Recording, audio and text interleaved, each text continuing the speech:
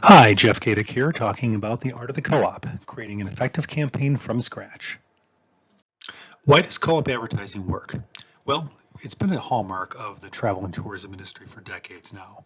It allows organizations of similar interests to pool their resources. It's become very relevant again with the emergence of COVID-19 as everybody's struggling to market themselves and get back on their feet. And it falls upon the principle that collectively we can accomplish what individually we cannot. Who's co-oping? Well, first and foremost, destination marketing organizations who will bring together partners to reach a common traveler.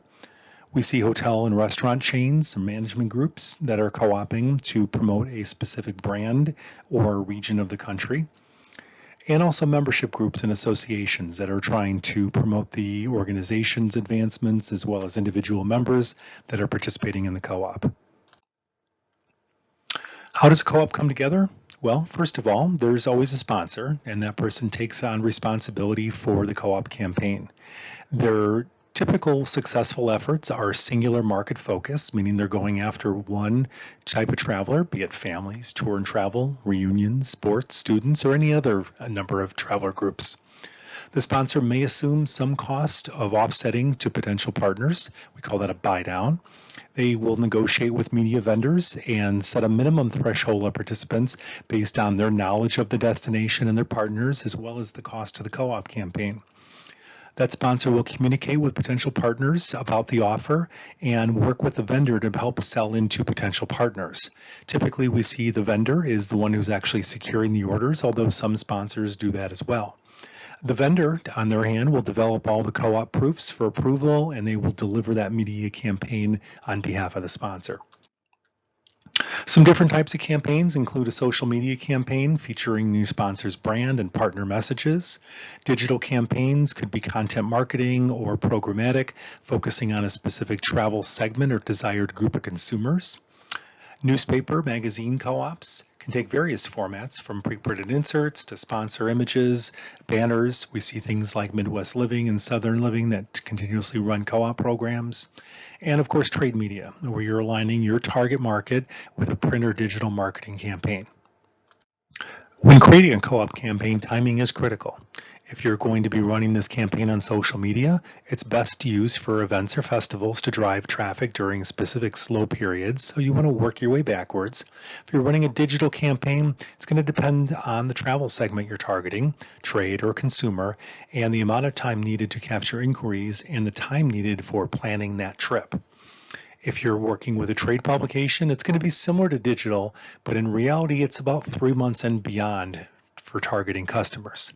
Consumer publications is the exact opposite. Usually within 3 months of the targeted season, you're going to be running to run your co-op. Who funds the campaign?